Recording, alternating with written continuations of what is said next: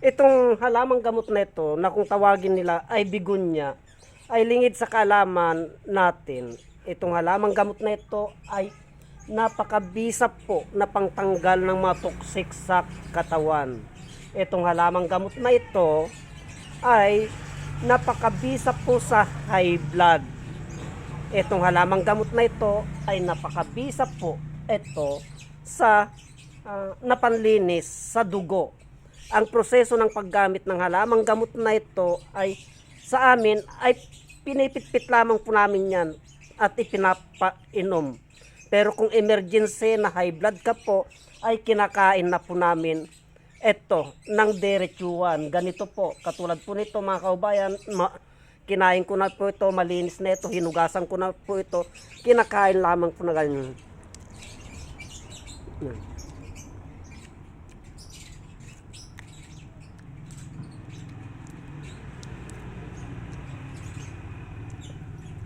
Mabisa po ito na pangtanggal ng mga toxic sa katawan. Mabisa po ito na panglinis sa dugo. Sa dugo po. Itong bigunya na ito. Mabisa po ito sa high blood. Pag high blood ka po, mga kaubayan, kaya wag po natin kung baliwalain ang kakayahan ng halamang gamot na ito, na kung may halaman po tayo na ganito, ay wag po nating hayaan na mawala po ito. Paramihin po natin ito sapagkat marami pong benepisyo na nakukuha ito. Pwede din po ito sa bata, yung masama leukemia. Sa leukemia, yung madalas kainin ng white blood cell, yung red blood cell, mga kababayan, ito lamang po.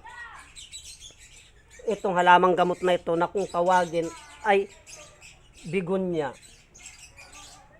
Napakarami po dito mga kaubayan, yan po. Kasi hindi po alam ng ating mga kaubayan ang kahalagaan ng halamang gamot na itong bigunya na ito. Ang alam po lamang nila ay pananim po lamang ito. Pampaganda po lamang sa mga bakuran na katulad nito. Halaman po lamang ang alam po nila. Pero hindi po nila alam na ito po ay mabisa po na panggamot sa problema sa dugo. Yung high blood po, mabisa po ito. Yung maruruming dugo, mabisa po ito. Ang proseso ng paggamit nito ay pinipitpit po yan, kinakatas at hinahalo sa tubig. Hindi na po pinapakulo. Kasi pag ipinakulo mo po ito, ay mamamatay na po yung bisa niya po. Ganun po. O kaya i-blender po yan. I-blender po ito para sa ganun, yung katas niya ay iinumin na lamang po. Ganun po ang proseso ng paggamit ng halamang gamot na ito. Kasi po, pag lutuin mo po ito, pag ipakulo mo po ito, ay mamamatay na po yung bisa nito. Itong halamang gamot na ito na kung tawagin ay bigunya. Kaya hilaw po na kinakain ito. O hilaw po na iniinom ito. Blender po yan. Yan po ang katangian ng halamang gamot na ito.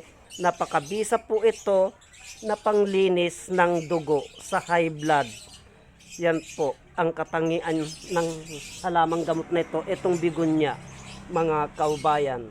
Pakishare naman po ang videos nito para malaman ng ating mga kaubayan ang kahalagaan ng halamang gamot na ito. Marami pong salamat.